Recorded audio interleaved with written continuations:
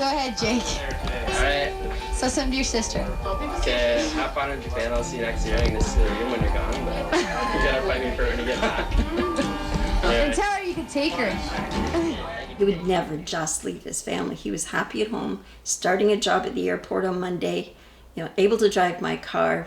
He had sent away college applications. We were getting information back as he went missing. I was getting this stuff in the mail. So, no, he did not run away from home. And he did not have things to do with drug dealers. Like there's that other story about that. No, he might have seen something he shouldn't have seen, and maybe that's what happened, but he wasn't involved with anything like that. Despite every effort, we have never found any clue as to where Jake is. Not a shoe, not a backpack, nothing.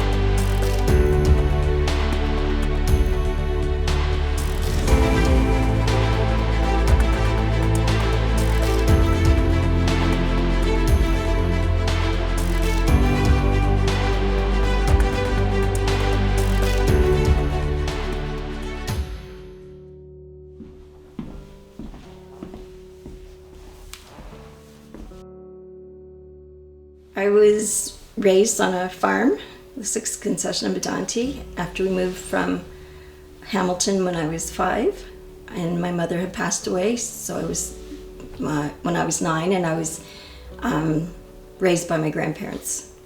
I was very quiet, stubborn. I think girly is what you would say. I was very athletic and shy, extremely shy. At high school, I didn't want anyone to see me. I tried to be invisible, and I still am shy. I still have anxiety about different things, but I know how to manage it better. So what would my biggest rebellion be? I guess when I left home at 18, because I was dating a German and my grandfather's British, and he wouldn't talk to me because I was dating a German. So I just thought, well, he's raised me, it's time for him to live his life and time for me to live my life. And so I went, got a job, got an apartment, and I guess that would be my biggest rebellion. With my children, I enjoyed doing the extracurricular type activities. We would do theater, we would do museums, we would go to parks, and just those family outings. We would go picking apples. We would do take turns cooking one night a week, each one of us, and teaching them the stages to do that so they could be independent. And we always knew when it was Jake's turn, we would have pork chops, potatoes, and peas. And he got really good at cooking, but that was his go-to when he was in a hurry. He knew what he was going to make. So many of us have things in our lives that we don't always tell to everybody. And as a parent, you know that your kids aren't going to tell you everything. The only thing I can say to that is he was pretty open. He talked pretty much to me when all those other people weren't around, when you didn't have to have that bravado to be one of the guys or whatever. And I knew he wasn't perfect because he'd had a few incidents where I had to go to the police, and but there were all those mischievous things that boys do. There was nothing criminal about it.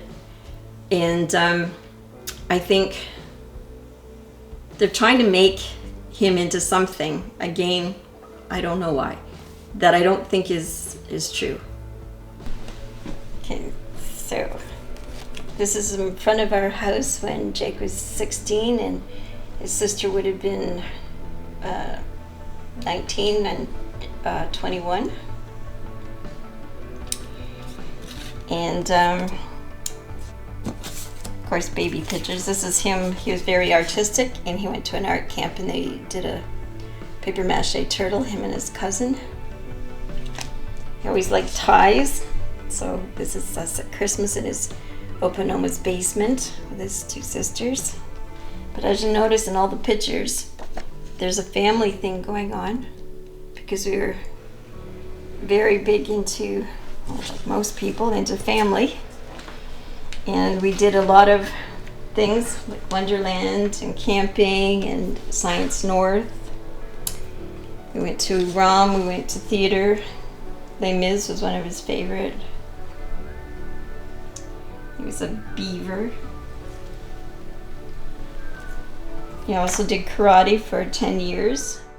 I think of Jake every day, but I don't try and grieve or celebrate too much because it's just very hard. And I save the time around his disappearance as my time to celebrate and grieve and be with Jake. I think understanding that, you know, sometimes I don't do things or say things because I'm in situations like a wedding or a birthday or whatever, and it hits me. Jake didn't have this chance. Jake never got to be married. He never got to have a child or have these birthdays or these graduations. And so sometimes I maybe am a little bit distant or sad or whatever, but I'm trying to hold it together. And so that's what I do. There's been some pretty horrific things said about Jake. And I've had some pretty bad phone calls. You know, like he's cut up in somebody's freezer in Sunnyside. He's dying in a forest at, you know, north degrees 34 and west degrees 5 or something. And if you find him before morning, you can find him. He's in the process of dying. And like I've had some pretty bad phone calls. And people claiming, oh, I saw him and I knew this and so on. And none of it has panned out to be true. It's not very kind to talk about a person who has a mom, who has sisters, who has cousins in that way. It's not just a impersonal entity. He is a person. He was a person. And when you do those things, you're talking, it's just so hurtful and so demeaning to what Jake was, because that really wasn't Jake. He was a genuine, honest, kind, caring person who I think was in the wrong place at the wrong time. Initially, when Jake went missing, I had high hopes that somehow we would find Jake. And then as the years have gone on, I know that that's not going to be possible. And if we do, it's not going to be a really nice reunion. I know it's going to be something that I've dreaded. So the realistic part of me is coming through, whereas before I kept pushing that down, kept thinking maybe, just maybe. And I couldn't even move from my house for the first 10 years because I thought, what if he comes home? But then the reality of the situation has set in and I just don't have that kind of expectation. My expectation now and the way I feel is that something happened to Jake, whether it was on purpose or an accident. I just want to be able to bring him home to rest with his dad who's passed away and his grandparents who have passed away, and closure for my daughters, because it's been a hard 23 years for them not knowing where their brother is and what happened. After 23 years, if you've done something to my son, what can I do? Like, honestly. Even if you went to jail now, even if whatever they do to people who do things like that, to what end? I still don't have Jake. Just want to find Jake. Bring him home to his dad and his grandparents. Let him rest with us. Let us know that he's there. I really don't care about their secrets. Certainly the police and everyone would like to solve that mystery, but for me it's getting, where is Jake? I don't know all of the badges and their meanings, but I had to sew on badges till he learned how to sew, and then he got to do it. I started collecting clowns for him when he was little. I didn't know people were afraid of clowns. We did a curtain for him for his bedroom, and we used his hand as the hand of the clown. I don't have it here, it's at the cottage, but his actual hand size is on the curtain. He did guitar, played the saxophone. He was just a very kind, considerate boy. When Christmas, he gave me what he thought was a diamond ring for Christmas from him. We always waited every year to see what Christmas present Jake was going to give me because it was always something funny. Meaningful to him, but it was kind of funny.